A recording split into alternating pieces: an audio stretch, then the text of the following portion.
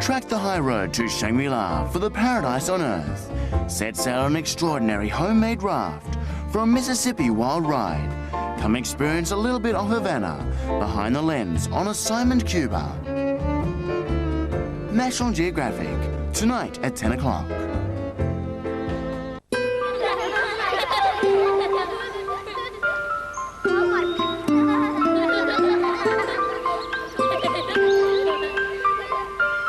Children by nature are inquisitive. Every child is unique. But all children deserve our concerted efforts to help them climb higher and see further. Behind the facade of glitz and glamour, a shadowy world lurks, where lonely, dispossessed souls roam and evil spirits refuse to rest. Be prepared to be afraid. Haunted London, Sunday at 9 o'clock. 我職位高，壓力大，收入高，應酬多，血脂高，危險啊！膽固醇升高，甘油三酯升高，漢林牌青脂膠囊每天清一清，血脂不再高，漢林牌青脂膠囊。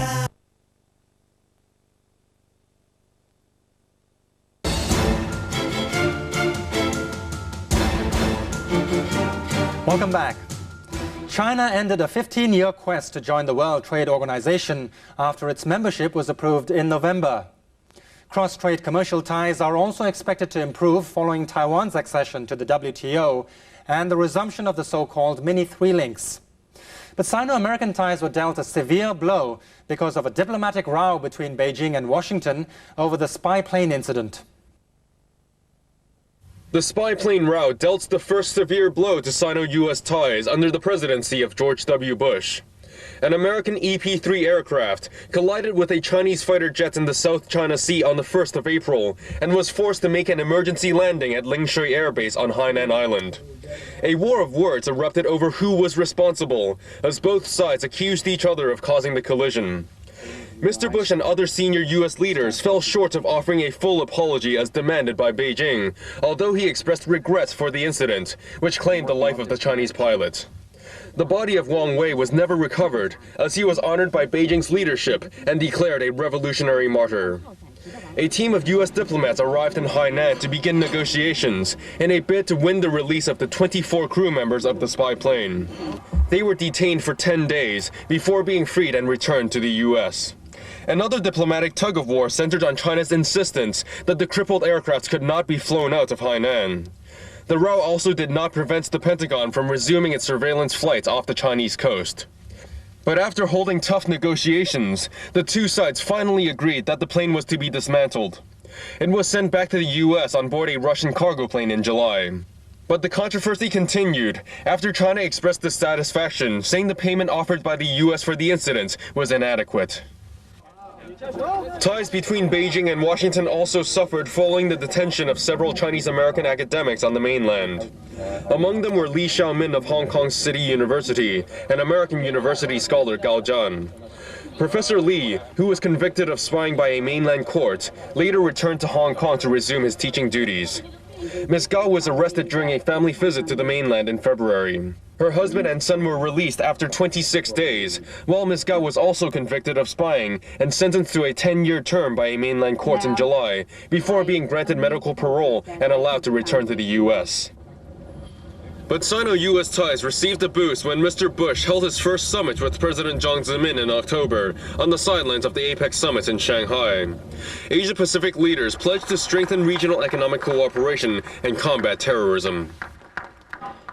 Several high-profile bomb attacks hit the mainland this year. A series of blasts wrecked 4 workers' dormitories in Shijiazhuang in Hebei province in March and claimed 108 lives. 4 people were given life sentences in connection with the attacks. In December, 24 explosions rocked 2 Guangdong cities within a 48-hour span, killing 6 people. And 2 people, including the suicide bomber, were killed, and dozens of people were injured in an attack on an American fast food outlet in Xi'an.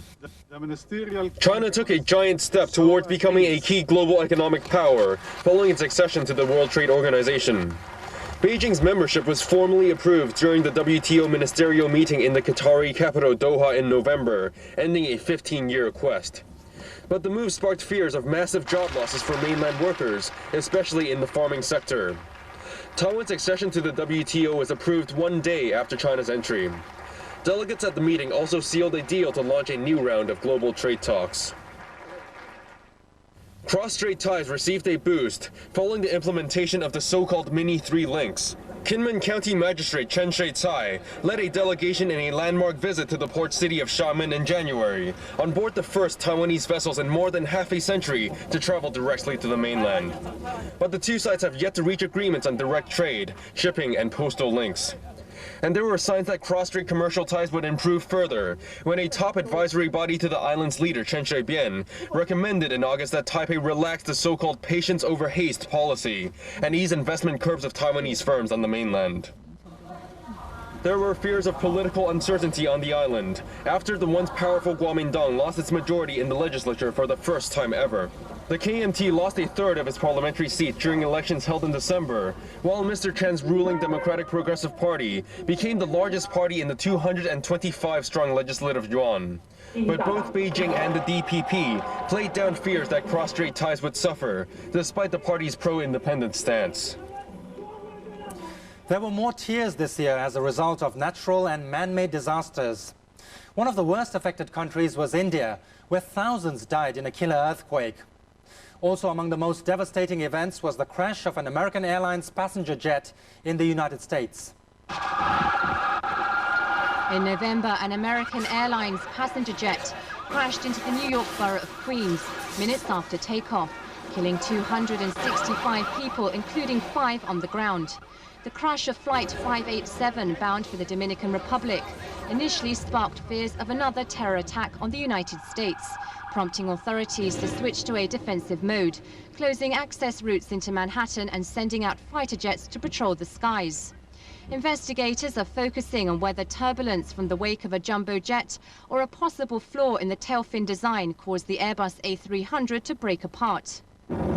A stray Ukrainian missile fired during naval exercises in October accidentally downed a Siberian airliner over the Black Sea, killing all 78 people on board. The doomed jet was en route to Novosibirsk from Tel Aviv. Russian President Vladimir Putin initially raised the specter of suspected terrorist involvement in the mid-air explosion. In the same month, an overloaded boat smuggling asylum seekers, mainly from the Middle East and Afghanistan, into Australia, sank off Indonesia. More than 350 people drowned in the tragedy. Indonesia's police chief denied media reports of illegal immigrants being forced by officers at gunpoint onto the unseaworthy vessel. Meanwhile, critics slammed Canberra's hardline policy of barring boat people as a ploy to help clinch the general election. This year's typhoons left a trail of death and destruction in Southeast Asia. Tropical storm Ling Ling wreaked havoc in November, with the death toll climbing to about 260 in the southern Philippines alone. In other hard-hit areas, floods triggered by Typhoon Nari claimed at least 84 lives in the Taiwan capital in September.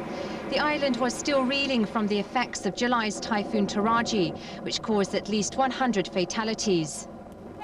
Japan suffered one of its worst post-war fires in September, when 44 people died from carbon monoxide poisoning during a karaoke bar inferno in Tokyo's Shinjuku red light district.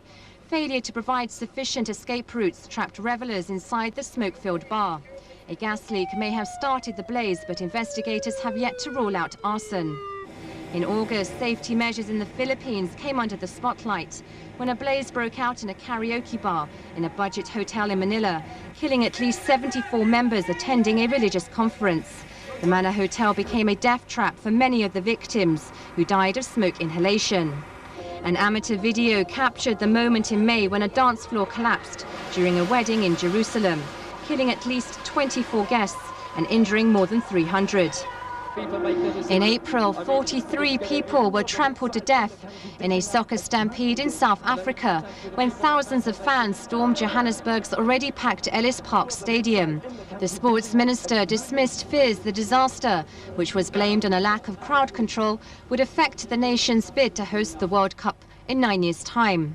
A United States submarine sank a Japanese fishing trawler as it practiced an emergency surfacing maneuver near Hawaii in February, killing 9 people on board the Emi Maru, including 4 students.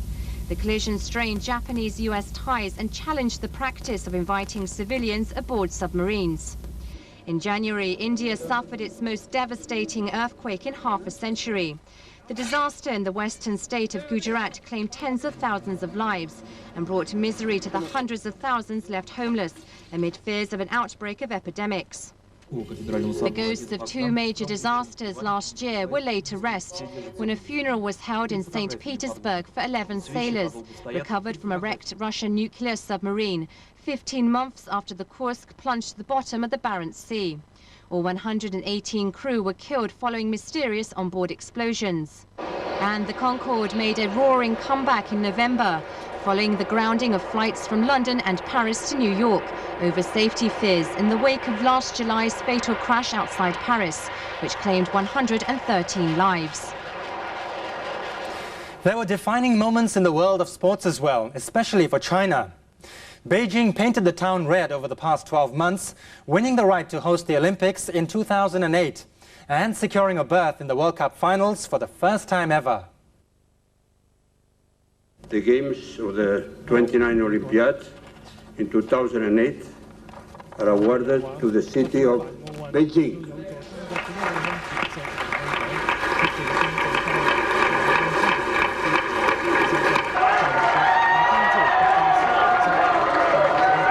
Beijing won the ultimate sporting prize of the year.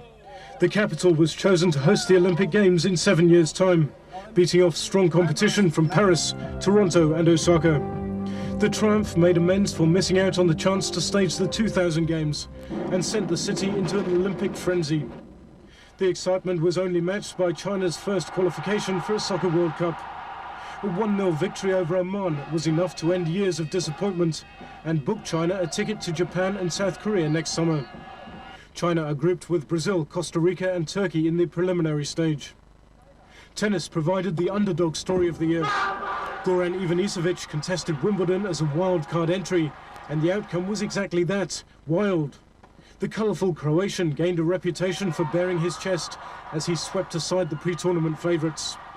Pat Rafter appeared to have tamed Ivanisevic, only to see the 29-year-old win the decisive 5th set for a 6-3, 3-6, 6-3, 2-6, 9-7 win in the final to become the first ever wildcard ever to win a Grand Slam.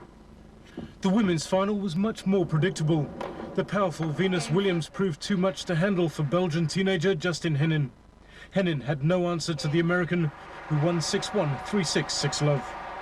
Lance Armstrong made it 3 wins in a row in the Tour de France.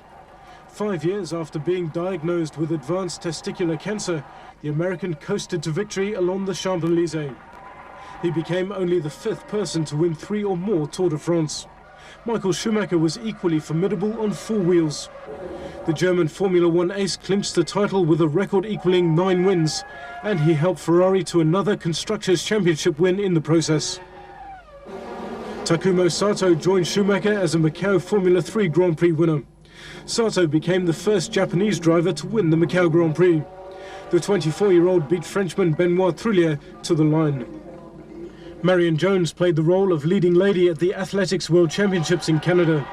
However, the American failed in her quest for a sweep of the sprinting titles after suffering a shock defeat to Ukraine's Zana Pinchusevic-Bloch in the 100 metres. Jones gained revenge in the 200 metres. However, the meet in Edmonton was also mired in a series of drug scandals, the most embarrassing of which involved Olga Yegorova. The Russian runner was cleared to compete at the championships despite failing a drugs test. The result, Yegorova won the 5,000 metres title, but was booed all the way to the finish line. In the United States, the Arizona Diamondbacks claimed a remarkable win in baseball's World Series. Their rivals, the New York Yankees, staged 2 dramatic fightbacks to send the series to a decisive Game 7, where the D-backs shattered the record books with a 15-2 win. Shaquille O'Neal and Kobe Bryant led the Los Angeles Lakers to their 2nd straight NBA championship. The Lakers scored a comprehensive 4-1 win over the Philadelphia 76ers in the best-of-7 final. The 76ers' Allen Iverson did have something to celebrate, as he was named the NBA's most valuable player. Top golfer Tiger Woods made his first trip to China for an exhibition event at Mission Hills in Shenzhen.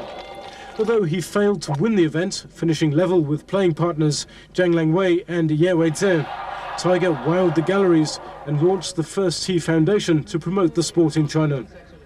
And Japanese horses scored a sweep of the major titles at the International Race Day in Hong Kong. Agnes Digital, Ensign Preston and Stay Gold all carried the Japanese flag to victory at Sha Tin.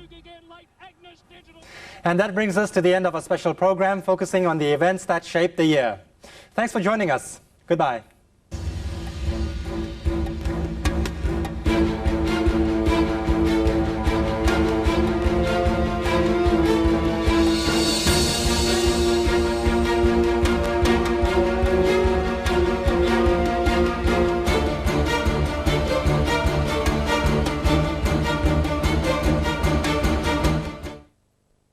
From the ailing economy to the re-election bid of